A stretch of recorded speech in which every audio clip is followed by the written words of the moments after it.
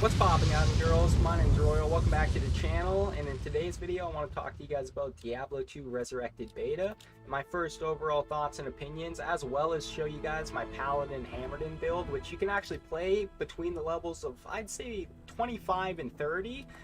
Actually, level 26, that would be a better one. But anyway, let's get into today's video. So the stats that you want going forward are, you want enough strength to be able to wear your gear. And basically, just put points in the strength as you get gear. Make sure you can wear the highest obtainable armor, such as heavy armor. And then the rest of your points you want in dexterity. And the reason why you want so many points in dexterity is because you want to be able to hit 75% block chance, which is the cap while running around. And then you can put a few points in the vitality. Don't put any points in the energy. I know I did that, but it's because it's the beta and I was just testing a few things. But you don't want to put points in the energy, and the reason why is during the full game you're going to be able to get the Act 3 and onward, which then you can unlock 4-socket gear pieces, which you're going to be able to craft Runewords such as Spirit, and that will give you a lot of mana regen. So you don't have to worry about mana with energy at all. And this is only purely for the beta that I put points into it. But other than that, that's the stats that you want. As I said, make sure you have enough strength to be able to wear your gear. Then put points in the dexterity because you want to be able to hit 75% block chance. Do not hit that through dexterity alone, so don't dump all your points in the dexterity trying to hit 75% block chance.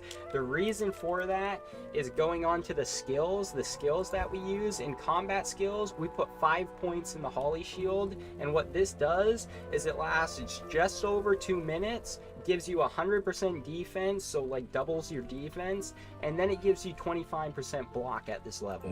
So when I cast this, it's going to bring up my block chance all the way up to 75%, and this is how we're able to obtain it, not all the way through dexterity. So as I said, don't put all your points in the dexterity trying to hit 75% block, because you will have Holy Shield, which is a great benefit to paladins. And then Blessed Hammer, this is our main damage dealing ability. As I said, we're a Hammerdin, that's where the name comes from. So put 9 points into this roughly, because you don't want too many points, and the reason for it is it costs a lot of mana. 7 mana per cast is a lot already, and so don't put too many points into that. But then put a lot of points into something like Vigor. Vigor is a defensive aura. At the same time, it buffs your Blessed Hammer. So basically, every level that you level up Vigor, and when you're using Vigor as an aura alongside casting Blessed Hammers, it's going to deal 14% extra magic damage. And so we have 9 points in the Vigor, which gives us 35% extra run and walk speed, which is huge, 250% max stamina, and then 250% stamina recovery rate. This is huge because basically you're able to run around forever, and you don't have to worry about picking up stamina potions like you do in Act 1 and during the early game. And basically that's all the skills and the stats that we use, and I want to show you guys how it all comes into action by just going over to the tombs, which is the final area in Act 2 if you don't already know or you haven't played Diablo 2 before. So this is an actual hard area at first, and not a lot of people are going to be able to come here and one-shot things. So cast Holy Shield at the start, and then, oh yeah, also we put 1 point in the charge. Charge is a huge one. It's alongside the way of unlocking Holy Shield. But the reason we put 1 point into this is when you're using the Runewords that I use, basically you're able to run like Sonic while using charge. So look at this. I mean, quite literally Sonic pace. The only bad part is there's some, like right there, you just teleport back, like rubber banding in Diablo 2, so they have to fix the rubber banding issue. But besides that, you do move a pretty quick pace around the map. But anyway, that's from charge. Basically, you get a lot of these things from the Runewords, and I keep talking about those. So what are those? The Runewords are Stealth, which is a really easy one to get. This comes from the runes F and Tau, and you put Tau and F in a 2-socket white piece of gear, and then it turns into the rune word Stealth. What Stealth does is it gives you 25% extra cast rate, as well as 25% faster run and walk speed, 25% faster hit recovery. It regenerates your mana 15% faster, and this is very useful because, as I said, blessed hammers cost a lot, and so you want to be able to afford and be able to get stealth as quickly as possible at a low level in beta as well as the full game. And then there is Nadir, and this helmet, it uses the runes Nef and Tyr, and what this does is it gives you 2 extra mana after each kill. Once again, this is very useful towards counting towards your blessed hammer tasks. And then you want a weapon that has mana stolen per hit. I have 4% on this scepter, which is very good because basically a scepter is a paladin weapon, and paladin weapons have a chance of getting extra paladin abilities such as this one. So it gives me +3 to the ability Defiance, which is an aura that gives me defense. And so if I'm ever in a sticky situation and I need a lot of defense, I put my Pally aura on that, and that allows me to stay alive. But that comes from scepters only, as well as crystal swords, I believe. That's another paladin one. But basically the paladin weapons have a chance of getting that, much like the necro weapons as well as the staffs for sorceresses in this game. But besides for those, you want to get an Ancient's Pledge. This is a very huge shield early on in the game, and the reason for that is it uses the runes Ral, Or, and Tal, but those give big resistances when put together in this shield. It gives you 48% in all the resistances, at least in my case here, except for cold, which is 43%. I believe the max is 50% on the shield, as well as 10% of damage taken goes to mana. Once again, this is mana regen towards blessed hammers. This is a very big thing because blessed hammers cost a lot to be able to cast. I'll show you that right here, actually. Just to cast a full set like this, it takes away all my mana, and I have to use a potion and then move on to the other pack. But like oftentimes I kill a pack and they drop a mana potion, so I just pick that up and drink it and then move on to the next pack, and it's very fast-paced gameplay. However, to go back on the shield, the reason why this is so good is it allows you to hit 75% resistances, and 75% resistances is the cap.